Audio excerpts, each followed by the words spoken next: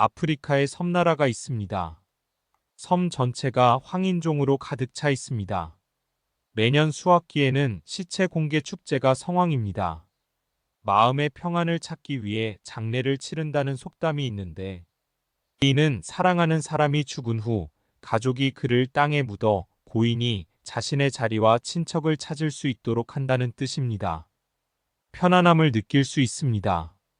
그러므로 고대부터 장례가 대중화되어 있었는데 현대 문명이 발전하면서부터 화장이 바뀌게 되었습니다.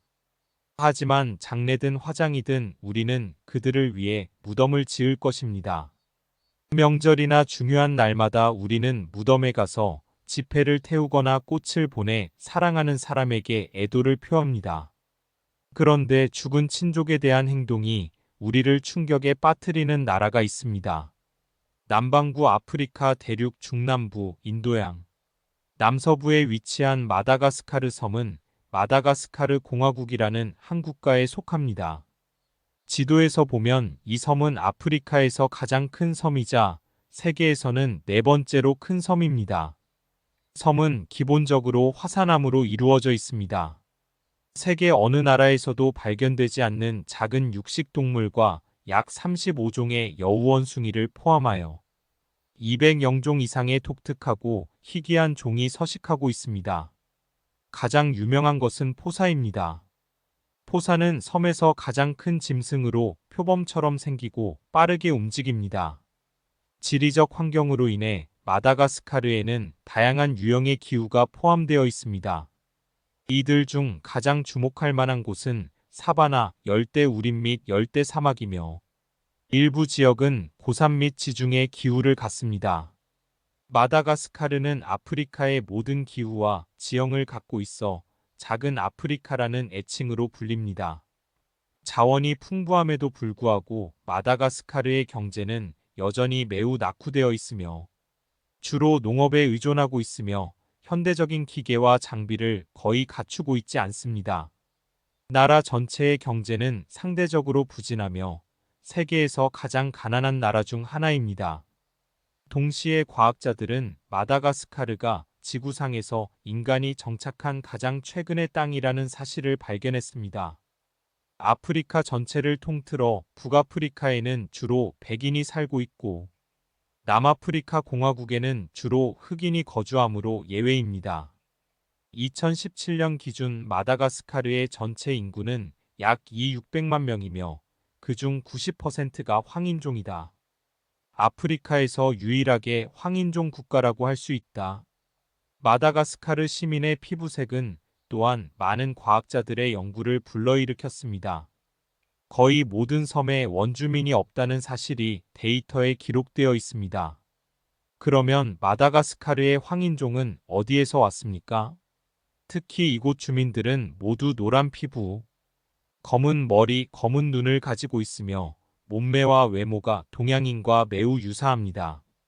즉시 많은 고고학자들도 이에 대해 심층적인 연구를 진행했습니다. 나중에 그들은 수집한 일부 화석을 토대로 마다가스카르로 이주한 최초의 사람들이 기원전 10세기에서 2세기 사이에 아시아에서 온 오스트로네시아 이민자들이라는 사실을 발견했습니다. 이후 남섬의 2차, 3차 주민이 지속적으로 증가하면서 마다가스카르의 인구도 급격히 증가했다. 근친 결혼과 통합 이후 점차적으로 18개의 서로 다른 부족이 형성되었습니다. 오스트로네시아어족의 탄생지는 항상 논란의 여지가 있었습니다. 오스트로네시아어는 남쪽의 섬을 의미합니다. 오스트로네시아어족에는 거의 1년계에 달하는 언어가 있으며 이는 오스트로아시아어, 인도유럽어, 중국 티베트어 등과 같은 기원을 가지고 있습니다. 이 언어족의 사용자는 2억 명에 달하며 주로 중국을 포함한 동남아시아에 분포합니다. 과학자와 고고학자들의 오랜 탐구와 연구 끝에 그들은 오스트로네시아 어족의 발상지는 대만이라는 결론에 도달했습니다.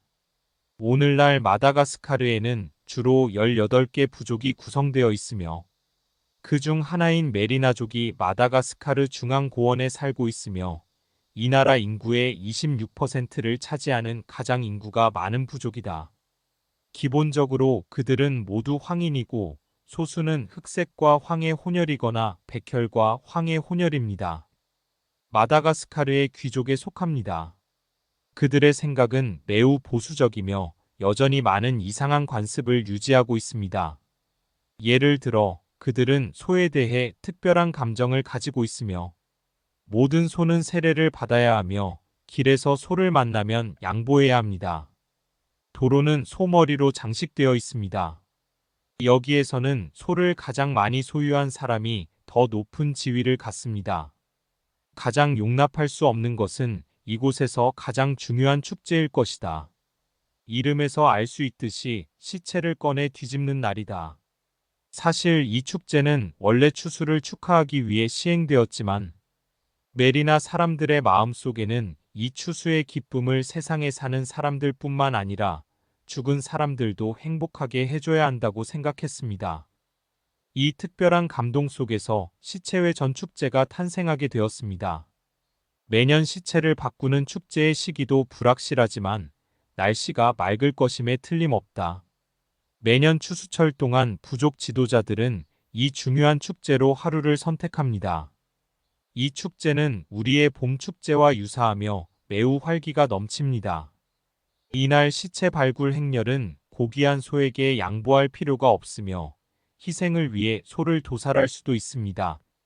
각 가정에서는 고인의 시신을 흙에서 조심스럽게 꺼내어 닦아내고 린넨으로 감싼 다음 친척들이 시신을 들고 장대한 행렬을 시작합니다. 이 퍼레이드 동안 놀라움이나 두려움을 나타내지 않으면 메리나 사람들은 마음속으로 당신을 원망할 것입니다. 의식이 끝난 후 시신을 한자리에 모아놓고 노래를 부르며 춤을 췄습니다. 장례 기간에는 관습에 따라 시체를 7번 뒤집은 뒤 흙으로 봉했습니다. 망자의 날은 소름 끼치게 들리지만 죽은 자에 대한 메리나 사람들의 존경심을 담고 있습니다. 각 나라의 풍습과 풍습은 서로 다릅니다. 같은 나라라도 지역적 차이로 인해 다양한 문화가 형성되며 일부 풍습과 풍습은 점차 사라져갑니다. 우리는 다양한 나라의 훌륭한 전통을 존중하는 법을 배워야 하지만 이제 그러한 나쁜 습관도 버려야 할 때입니다.